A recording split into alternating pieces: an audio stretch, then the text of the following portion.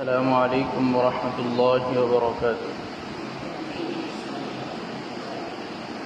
الحمد لله نحمده ونستعينه ونستغفره ونؤمن به ونتوكل عليه ونعوذ بالله من شرور أنفسنا ومن سيئات أعمالنا. من يهده الله فلا مضل له ومن يضلل فلا هادي له. ونشهد أن لا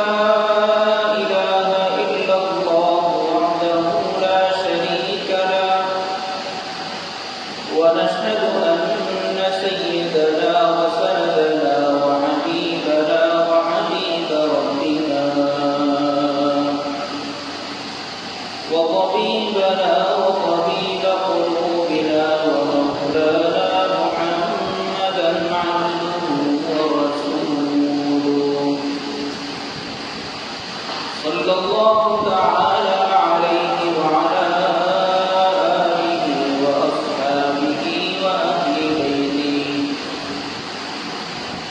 بيته وبارك وسلم تسليما كثيرا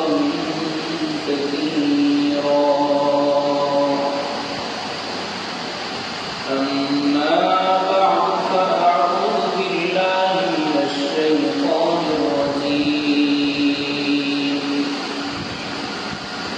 بسم الله الرحمن الرحيم.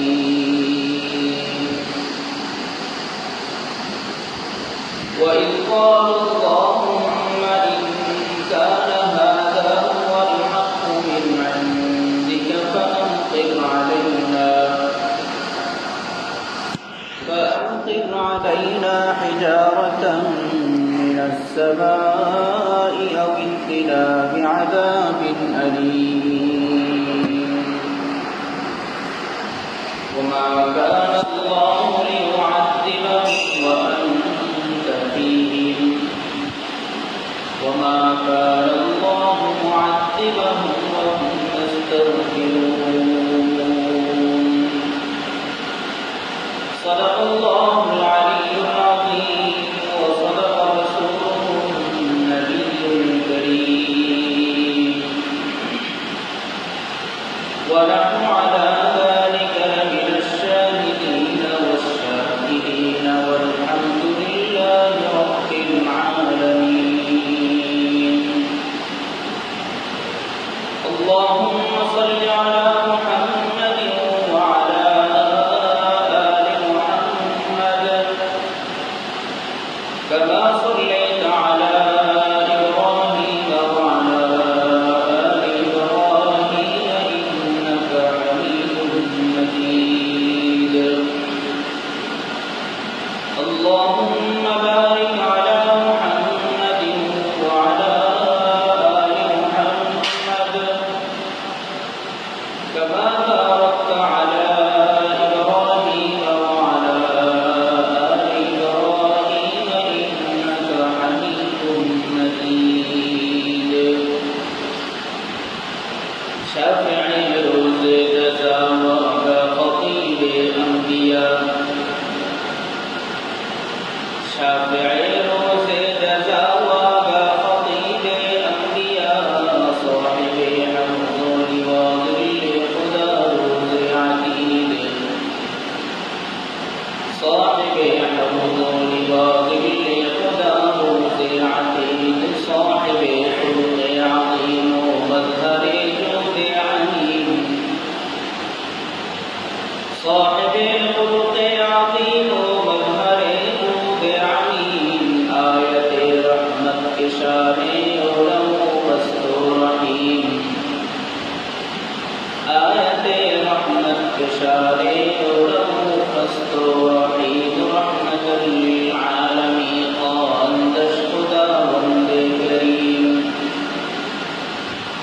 رحمة للعالمين خالد خداوند كريم خلق القول بعلوم يسد حميد خلق القول بعلوم يسد حميد الحمد لله الله رب العزة والجلال की शुक्र और सुजूद जी अल्लाह सुब्हानाहु व तआला मेहरबानी করে দুনিয়াবি সকল ব্যস্ততা থেকে ফারিগ রেখে আল্লাহর ঘরে মসজিদে জুমার নামাজ আদায়ের লক্ষ্যে আগে আগে এসে বসার তৌফিক দান করেছেন। সেজন্য আমরা কৃতজ্ঞতা স্বরূপ অন্তর থেকে শুকরিয়া আদায় করি, বলি আলহামদুলিল্লাহ। মুহতারাম হাজিরিন, রাসূল করিম সাল্লাল্লাহু আলাইহি ওয়াসাল্লামের যুগ থেকে নিয়ে আজ পর্যন্ত পৃথিবীতে এমন অনেক মানুষ গত হয়েছে যারা আল্লাহ রাব্বুল আলামিনের পক্ষ থেকে রাসূলুল্লাহ সাল্লাল্লাহু আলাইহি ওয়াসাল্লামের উপর যে কোরআন অবতীর্ণ হয়েছে, এই কোরআন বানোয়াট, এই কোরআন বিভিন্ন পূর্ববর্তীদের ইচ্ছা কাহিনী এবং বিভিন্ন কাল্পনিক ঘটনা চাইলেই তারা বানাইতে পারবে, এই ধরনের দাবি, এই ধরনের কথাবার্তা পৃথিবীর যুগে যুগে অনেক মানুষ বলেছে। কিন্তু পৃথিবীতে আজ পর্যন্ত কেউ কোরআনুল কারীমের একটি সূরাও বানাইয়া দেখাইতে পারে না। কি বলেন, পারছে? সামনেও পারবে? তো আজকে আমি যে আয়াতে কারীমা তেলাওয়াত করেছি, এই আয়াতের মধ্যে আল্লাহ রাব্বুল আলামিন রাসূলুল্লাহ সাল্লাল্লাহু আলাইহি ওয়াসাল্লামের সময়ের একজন কট্টর কাফের, রাসূলুল্লাহ সাল্লাল্লাহু আলাইহি ওয়াসাল্লামের চরম দুশমন ছিল। একটা ছিল কাফের, স্বাভাবিক, আমি ইসলাম ধর্ম গ্রহণ করলাম না, স্বাভাবিক। আরেকটা হচ্ছে কট্টর কাফের। আমাদের দেশের মধ্যে হিন্দু আছে, অনেক হিন্দু আছে, কিছু আছে স্বাভাবিক, আমি আমার মতো চলতেছি, আমার ধর্ম আমি পালন করতেছি, কার কি হচ্ছে এটা আমার দেখার বিষয় না। মুসলমানদের ধর্ম পালন করবে, আমি আমার ধর্ম পালন করে স্বাভাবিকভাবেই যাই, এই ক্ষেত্রে কঠোরতা করার কিছু নেই। আর কিছু কঠোর হিন্দু আছে, তাদের কথা হচ্ছে আমি আমারটা পালন তো করবো, আমারটা অন্যের উপর চাপিয়ে বলি। এই প্রকৃতির কিছু লোক আছে, তারা হচ্ছে কট্টর হিন্দু। তো রাসূলুল্লাহ সাল্লাল্লাহু আলাইহি ওয়াসাল্লামের সময়ের যেই কাফের সম্পর্কে আল্লাহ তাআলা এই আয়াত নাযিল করছে, এই ব্যক্তির নাম ছিল, ওই কাফেরের নাম ছিল নজর ইবনুল হারিস। সে কট্টর কাফের ছিল, রাসূলুল্লাহ সাল্লাল্লাহু আলাইহি ওয়াসাল্লামের দুশমন ছিল, ইসলামের দুশমন ছিল এবং আল্লাহ রাব্বুল আলামিনের দুশমন ছিল। তো ওই ব্যক্তি একটা কথা বলছিল কোরআনুল কারীম সম্পর্কে। এই কথার জবাবে আল্লাহ তাআলা যে আয়াতে কারীমা আমি তেলাওয়াত করেছি, এই কথাটা হচ্ছে তার ওই কথার জবাবে আল্লাহ তাআলা নাযিল করেছেন। রাসূলুল্লাহ সাল্লাল্লাহু আলাইহি ওয়াসাল্লাম যখন নবুয়ত প্রাপ্ত হন নাই, স্বাভাবিক ছিলেন, সেই সময়ে ওই ব্যক্তি পারস্যে চলে গিয়েছিল পড়াশোনা করার জন্য। আমাদের দেশ থেকে বিভিন্ন মানুষ ইউরোপ, আমেরিকা, বিভিন্ন দেশে যায় না পড়তে, ওইরকম সে পড়াশোনা করার জন্য পারস্যে চলে গেছে। তো সেখানে তার পড়াশোনার বিষয় ছিল বিভিন্ন পূর্ববর্তীদের যেই সমস্ত গল্প কাহিনী আছে, এই বিষয়ে সে তিরিশ করছে, এই বিষয়ে সে পড়াশোনা করছে। তো সে যখন আসছে, আসার পরে দেখলো রাসূলুল্লাহ সাল্লাল্লাহু আলাইহি ওয়াসাল্লাম যেই মুহাম্মদকে সে স্বাভাবিক দেখে গেছে, আমাদের মতোই মানুষ দেখে গেছে, এই মুহাম্মদের উপর আল্লাহ রাব্বুল আলামিনের পক্ষ থেকে নবুয়ত দান করা হয়েছে এবং জায়গায় জায়গায় বিভিন্ন স্থানে এই রাসূলুল্লাহ সাল্লাল্লাহু আলাইহি ওয়াসাল্লাম কোরআনুল কারীমের তেলাওয়াতের মাধ্যমে মানুষকে ইসলামের দিকে, আল্লাহর পথে দাওয়াত দিচ্ছে। এটা সে যখন দেখতেছে, দেখতে দেখতে সে কি করলো, সে একটা মিশন চালু করলো। রাসূলুল্লাহ সাল্লাল্লাহু আলাইহি ওয়াসাল্লাম যখনই কোথাও যায় এবং কোনো ব্যক্তিকে কোরআনুল কারীমের তেলাওয়াতের মাধ্যমে ইসলামের দাওয়াত দেয়, দাওয়াত দেওয়ার পরে রাসূল সাল্লাল্লাহু আলাইহি ওয়াসাল্লাম যখন চলে আসে, তখন ওই নজর ইবনুল হারিস ওই মজলিসে গিয়ে উপস্থিত। মজলিসে গিয়ে উপস্থিত হওয়া তার উদ্দেশ্য হচ্ছে সে সেখানে গিয়ে বলে, তোমাদের মোহাম্মদ যে পূর্ববর্তীদের গল্প বিভিন্ন কিচ্ছা কাহিনী বলে গেছে, তার চাইতেও উত্তম গল্প আমি তোমাদেরকে শোনাইতে পারবো না। কি বলেন, সে কি মোহাম্মদ সাল্লাল্লাহু আলাইহি ওয়াসাল্লাম থেকে উত্তম গল্প শোনাইতে পারবে? কখনো সম্ভব? এটা সম্ভব না। যদি সম্ভব হইত তাহলে তো সে ইসলামের বন্ধু হইত, ইসলামের দুশমন হইত না। পাশাপাশি সে আরেকটা কাজ করত, সে বাহির থেকে তার একটা গায়িকা কিনে নিয়ে আসছে। আগে তো গোলামবাদীর কথা ছিল, এই গোলামবাদীর মতো সে একটা গায়িকা কিনে নিয়ে আসছে, যাদেরকে আমরা নর্তকী বলি। নর্তকী বলি না? এরকম একটা নর্তকী সে বাহির থেকে কিনে নিয়ে আসছে। নিয়ে আসার পরে সে যখন দেখে রাসূলুল্লাহ সাল্লাল্লাহু আলাইহি ওয়াসাল্লামের দাওয়াতের মাধ্যমে কোনো ব্যক্তিকে যখন দেখে সে ইসলাম ধর্ম গ্রহণ করবে অবস্থা, মানে মনটা একটু নরম হয়েছে। তো যেই সমস্ত ব্যক্তিদের মনটা একটু নরম হইত, ইসলামের দিকে কিছুটা মায়ের হইত, তখনই ওই নজর ইবনুল হারিস তার গায়িকাকে নিয়ে ওই ব্যক্তির সামনে উপস্থিত হয়ে কি করত? সে বলতো তাকে,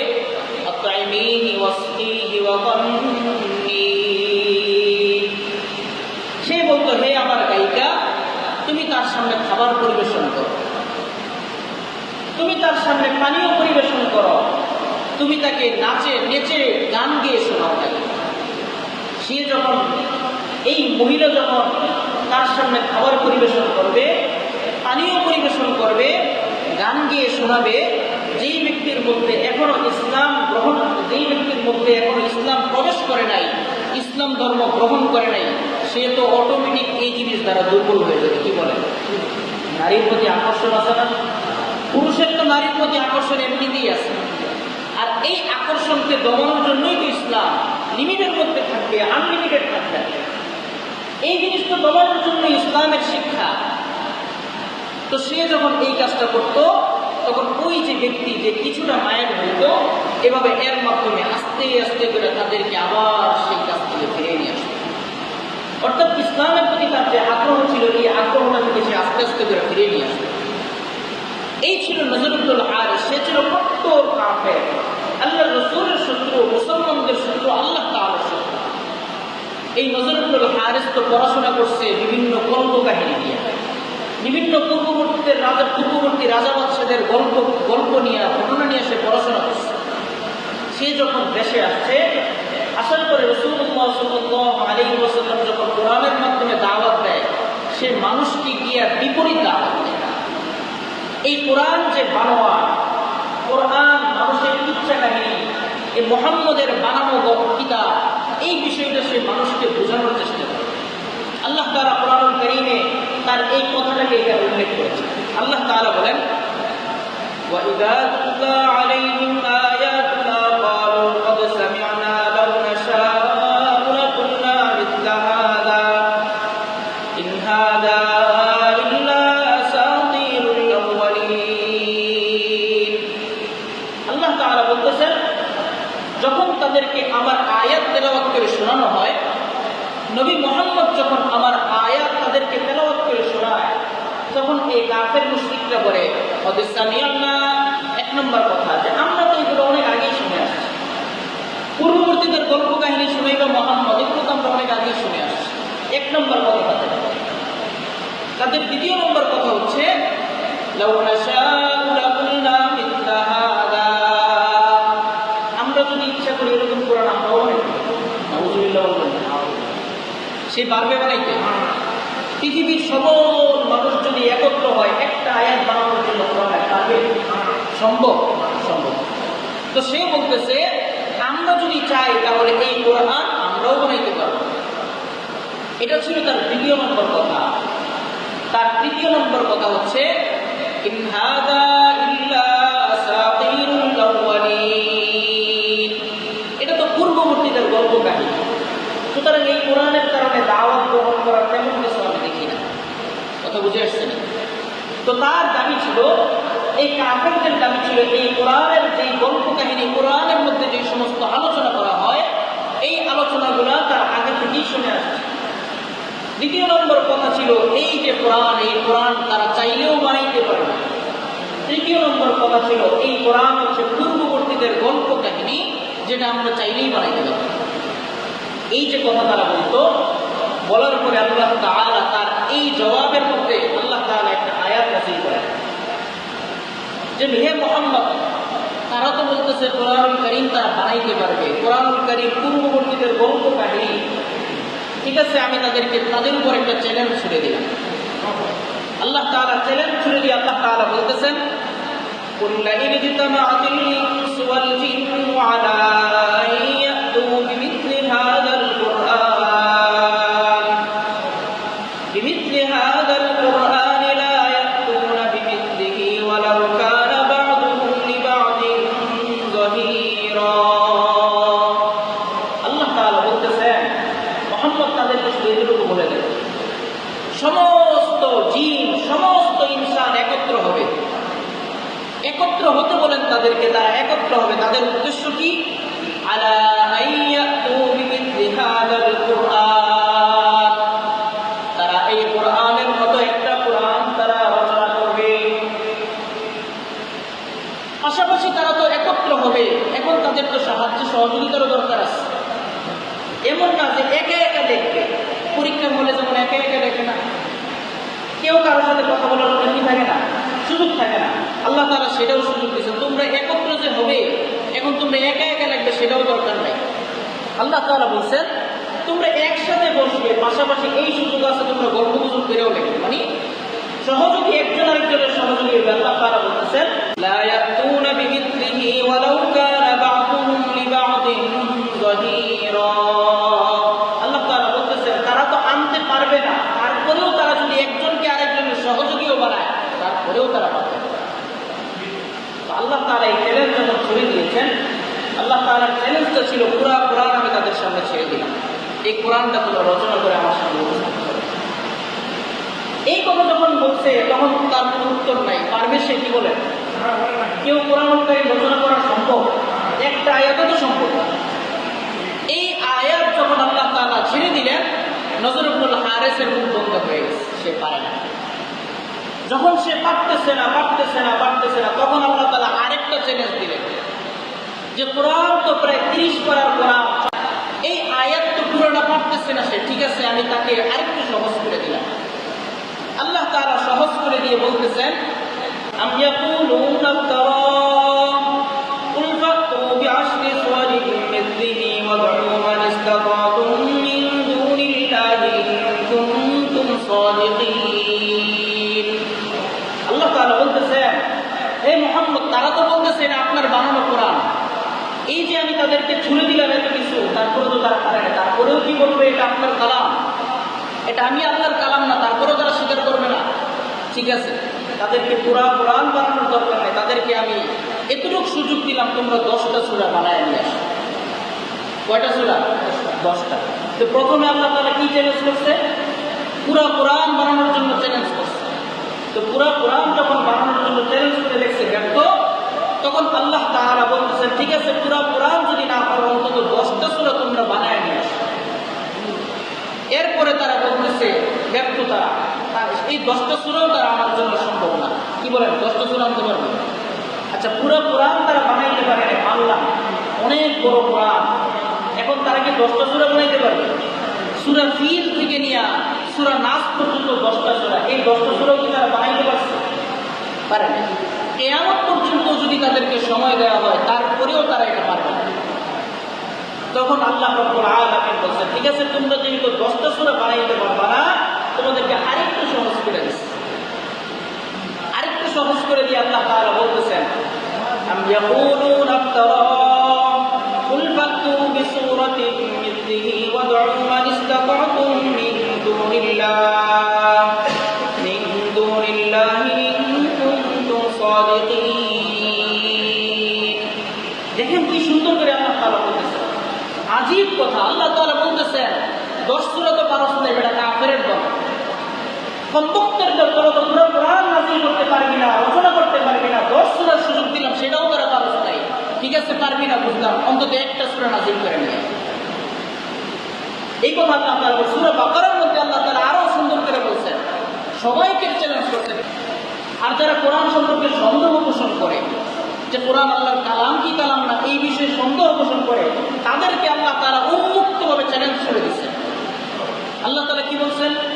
وَإِن كُنتُمْ فِي رَيْبٍ مِّمَّا نَزَّلْنَا عَلَىٰ عَبْدِنَا فَأْتُوا بِسُورَةٍ مِّثْلِهِ وَادْعُوا مَنِ اسْتَطَعْتُم مِّن دُونِ اللَّهِ إِن كُنتُمْ صَادِقِينَ। আল্লাহ তাআলা বলতেছেন, তোমাদেরকে আমি আমার বান্দা মুহাম্মদের উপর যে কোরআন নাযিল করেছি, এই কোরআন সম্পর্কে যদি তোমাদের সন্দেহ থাকে, তাহলে তোমরা এই কোরআনের একটা সূরার অনুরূপ একটা সূরা তোমরা রচনা করে নিয়ে আসো। পাশাপাশি তোমরা কি করবে?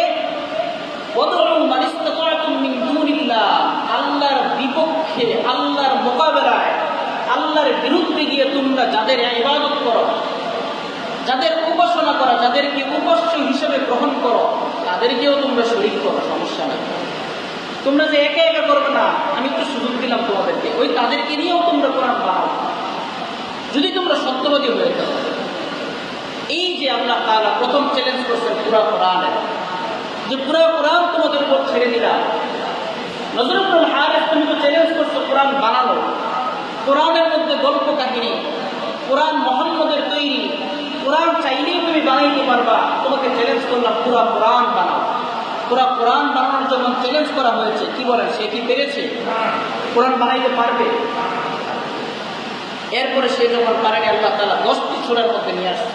আল্লাহ তাআলা এটা বলে নাই, ঠিক আছে 114টি সূরার মধ্যে 14টা বাদ দিলেন, 100 একবারে সব বাদ দিয়া 104টা বাদ দিয়ে আল্লাহ তাআলা 10-এর মধ্যে চলে আসছেন, যে 10টা সূরা পারলে নাযিল করো, 10টা সূরা পারলে তোমরা রচনা করে দেখো। এটাও যখন পারে নাই, তখন আল্লাহ তাআলা বলছে, ঠিক আছে এটাও পারলা না, তাহলে তোমরা কি করো, একটি সূরা রচনা করে নিয়ে আসো। এরপরেও যখন তারা পারে না, আল্লাহ তাআলা সেটাও বলে দিচ্ছেন, তোমরা তো আসলে পারবা না, কারণ তোমাদের সেই জ্ঞান যে নাই, এটা তো আমিই জানি। আল্লাহ তাআলা এর পরের আয়াতে আল্লাহ তাআলা সূরা বাকারার মধ্যে বলতেছেন, فَإِن لَّمْ تَفْعَلُوا وَلَن تَفْعَلُوا فَاتَّقُوا النَّارَ الَّتِي وَقُودُهَا النَّاسُ وَالْحِجَارَةُ أُعِدَّتْ لِلْكَافِرِينَ।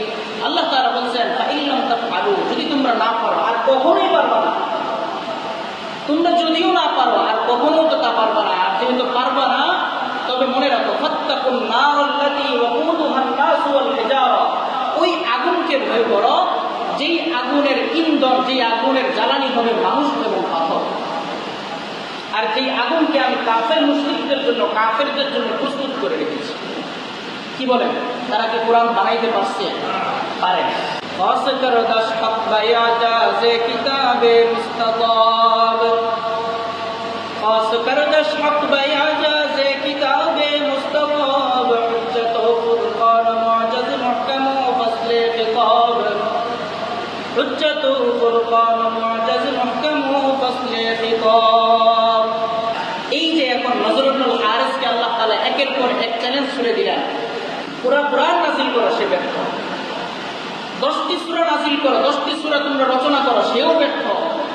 আল্লাহ তাআলা সেটাও বললেন, এই ব্যর্থতার পরে একটি সূরা অবতীর্ণ করো, রচনা করো, সেটাতেও সে ব্যর্থ। এখন সে চিন্তা করলো, আমি এত বড় নেতা, এত বড় সরকার কাফেরের, এখন আমি যদি হাইরা যাই তাহলে তো অবস্থা খারাপ। হযরত মুসা আলাইহিস সালামের সামনে যখন জাদুঘররা হেরে গেছে, তখন সবাই তো দলে দলে ইসলাম ধর্ম গ্রহণ করে নিয়েছে। কি বলেন, নিছে না? এখন তারও চিন্তা হইল এটা, এখন সে নেতা যখন হাইরে গেছে, তখন পাতি নেতা যারা আছে তাদের তো বেরিয়ে নেই। এখন সে চিন্তা করলো, এই যে একটা বিপদের মধ্যে আমি পড়ে গেলাম, এই বিপদের মধ্যে পড়ে যাওয়ার কারণে সে চিন্তা করছে এটা থেকে একটা কৌশলে সে এটা থেকে বের হতে হবে। সে বলতেছে, এই কোরআন যদি আসলেই হক হয়, তাহলে আল্লাহ যেন আমাদের উপর পাথরের মিশন দেয়, কিংবা কঠিন আযাবের মাধ্যমে যেন আমাদেরকে ধ্বংস করে দেয়। এটাও আল্লাহ তাআলা কোরআনুল কারীমের মধ্যে আয়াত নাযিল করে দিয়ে দিয়েছে। আল্লাহ তাআলা বলেন, وَإِذْ قَالُوا اللَّهُمَّ إِنْ كَانَ هَذَا هُوَ الْحَقُّ مِنْ عِندِكَ فَأَمْطِرْ عَلَيْنَا حِجَارَةً مِنَ السَّمَاءِ أَوْ ائْتِنَا بِعَذَابٍ أَلِيمٍ। সে বলতেছে, وَإِذْ قَالُوا اللَّهُمَّ, হে মুহাম্মদ, তারা যখন বলতেছে এই কথা, ইন কানা হাযা হুয়াল হক মিন ইনদিক, এই কোরআন যদি আপনার রবের পক্ষ থেকে সত্যই হয়ে থাকে, তাহলে আপনি আপনার প্রতিপালককে বলেন একটা কাজ করতে। কি কাজ? ফামতির আলাইনা হিজারাতাম মিনাস সামা, আমাদের উপরে যেন পাথরের বৃষ্টি নাযিল করে। পাথরের বৃষ্টি নাযিল করলে আমরা বাঁচবো না মরবো? কেউ বাঁচার সুযোগ আছে? এক শিলা বৃষ্টি পড়লে আমরা ঘর থেকে বেরিয়ে যাচ্ছি। আচ্ছা, যদি পাথরের বৃষ্টিও নাযিল না করে, আউইতিনা বিআযাবিন আলীম, তাহলে কঠিন যন্ত্রণাদায়ক শাস্তির মাধ্যমে যেন আমাদেরকে ধ্বংস করে। এটা ছিল তার এই যে একটা চ্যালেঞ্জ দিছে, সেই চ্যালেঞ্জে ব্যর্থ হয়েছে। এই ব্যর্থতা থেকে বাঁচার জন্য তার একটা কৌশল ছিল। তখন আল্লাহ তাআলা তো জানতেন যে সে এই কথা বলবে। কি বলেন? জানতেন না? জানতেন। আল্লাহ তাআলা জানতেন যে এই কথা বলে সে বাঁচতে চাইবে। তো আল্লাহ তাআলা দুইটা ফর্মুলা দিয়ে দিয়েছেন উম্মতের মধ্যে। এইটাই হচ্ছে পুরা খোলাসা, পুরা আলোচনার সারাংশ হচ্ছে এই আয়াত। আল্লাহ তাআলা যখন এই সমস্ত কথা সে বলতেছে, তখন আল্লাহ তাআলা একটা আয়াত নাযিল করে তার এই যে উত্তর, এই যে কথা, এই কথার উত্তর আল্লাহ তাআলা দিয়ে দিয়েছে। উত্তর কি? উত্তর হচ্ছে দুইটা জিনিসের কারণে। তোমরা যে বলতেছো নবী এই কোরআন মিথ্যা মেনে পাথরের বৃষ্টি দেন কিংবা আপনি কঠিন আযাব দিয়ে ধ্বংস করে দেন, এই কথা বাস্তবায়ন হবে না। এর কারণ দুইটা। আল্লাহ তাআলা আয়াত নাযিল করে দুইটা কথা বলছেন। এই দুইটা কাজ যতদিন পর্যন্ত উম্মতের মধ্যে থাকবে, ততদিন পর্যন্ত এই উম্মতকে আল্লাহ তাআলা সমূলে কঠিন শাস্তি দ্বারা ধ্বংস করবেন। আয়াত কি আল্লাহ তাআলা কি বলেন? ওয়ামা কানা আল্লাহু লিউআযিবাহুম ওয়া আনতা ফীহিম ওয়ামা কানা আল্লাহু মুআযিবাহুম ওয়া হুম ইস্তাগফিরুন। আল্লাহ তাআলা বলতেছেন, হে নবী, আপনাকে পাঠাইছি দুনিয়ার জন্য রহমত স্বরূপ। এখন আমি যদি আপনি থাকা অবস্থায় দুনিয়ার মধ্যে আযাব দেই, তাহলে আপনি রহমত থাকলেন কিভাবে? আযাব তো এসেই পড়লো। আযাব তো এসেই পড়লো। আপনি যতদিন পর্যন্ত এই পৃথিবীর মধ্যে থাকবেন, শুধু আপনি না, পৃথিবীতে শুরু থেকে নিয়ে শেষ পর্যন্ত কোনো জনপদের মধ্যে কোনো নবী যদি থাকে, তাহলে এই নবীর সম্মান স্বরূপ, এই নবীর সম্মানার্থে আল্লাহ রাব্বুল আলামিন ওই নবী যতদিন পর্যন্ত সেই জনপদের মধ্যে থাকবে, আল্লাহ তাআলা ওই জনপদের মধ্যে আযাব দিবেন। এই জন্য দেখবেন কওমে লূত, কওমে সামূদ, কওমে সালেহ যত সম্প্রদায়কে আল্লাহ তাআলা আযাব দিয়েছেন, কওমে নূহ যত সম্প্রদায়কে আল্লাহ তাআলা আযাব দিয়েছেন, আযাব দেওয়ার পূর্বে আল্লাহ তাআলা আদেশ করে বলছেন, নবী আপনি জনপদ থেকে বের হয়ে যান। তো আল্লাহ তাআলা আয়াতের মধ্যে সেটাই বলছেন, ওমা কানা আল্লাহু লিউআযিবাহুম ওয়া আনতা ফীহিম, আপনি যতদিন পর্যন্ত এই জনপদের মধ্যে থাকবেন, এই উম্মতের মধ্যে আপনি যতদিন পর্যন্ত থাকবেন, আল্লাহ রাব্বুল আলামিন ততদিন পর্যন্ত এই জনপদের মধ্যে, এই উম্মতের মধ্যে, এই সম্প্রদায়ের মধ্যে আযাব দিবেন। নজর ইবনুল হারিস যে প্রশ্ন করছিল, আপনি চাইলে এই কোরআন সত্য হইলে আমাদের উপর আযাব দেন, তাহলে এই কথা বলার পরিপ্রেক্ষিতে স্বাভাবিকভাবে প্রশ্ন এটা আসে, কোরআন তো সত্য, সত্য না? তো কোরআন যেহেতু সত্য, তাহলে তার কথা অনুযায়ী তো আযাব আসা দরকার ছিল। আর আযাব যেহেতু আসে নাই, তাহলে পর্যায়ক্রমে মনে হচ্ছে কোরআন মিথ্যা। নাউযুবিল্লাহ। তো আল্লাহ তাআলা এই কথার উত্তরে বলে দিচ্ছেন, আপনি নবী যতদিন পর্যন্ত এই জনপদের মধ্যে আছেন, সম্প্রদায়ের মধ্যে আছেন, ততদিন পর্যন্ত সম্প্রদায়ের উপর, এই জনপদের উপর আমি আযাব দিব না। সুতরাং কাফের মুশরিকরা যতই আযাব তলব করুক না কেন, আমি আল্লাহ রাব্বুল আলামিন তাদেরকে আযাব দেব না। কারণ কেন আযাব দিবে না? কি বলছিলাম? নবীর সম্মানে। এক নম্বর কারণ এটা। আর দ্বিতীয় নম্বর কারণ হচ্ছে ওমা কানা আল্লাহু মুআযিবাহুম ওয়া হুম ইস্তাগফিরুন। দ্বিতীয় নম্বর কারণ হচ্ছে পুরা জনপদের মধ্যে কিছু লোক যদি এরকম থাকে যারা আল্লাহর কাছে তওবা ইস্তেগফার করে। এখন তো নবী নেই, এখন নবী আছে, কিয়ামত পর্যন্ত সত্য নবী আর আসবে না। তো এখন আমাদের বাঁচার উপায় কি? আল্লাহ তাআলা আয়াতের মধ্যে সেটাই বলে দিচ্ছেন, যতদিন পর্যন্ত নবী ছিল ততদিন পর্যন্ত তো আমি দুনিয়ার মধ্যে আযাব দেই নাই। এখন নবী তো চলে গেছে, বিভিন্ন গুনাহে তোমরা লিপ্ত হচ্ছ, বাকি তা এই সময়ে আযাব থেকে কিছু মানুষ তো ভালো আছে। তো এই সময় আযাব থেকে রক্ষা পাওয়ার ঔষধ কি, মাধ্যম কি, আল্লাহ তাআলা সেটাও বলে দিচ্ছেন। উম্মত যতদিন পর্যন্ত ইস্তেগফারের আমল করবে, আল্লাহ তাআলা আমাদেরকে বেশি বেশি তওবা ইস্তেগফারের সাথে থেকে এই কোরআনের সাথে লেগে থাকার তৌফিক দান করুক। সকলে বলে আমিন। ওয়া আখিরু দাওয়ানা আলহামদুলিল্লাহ।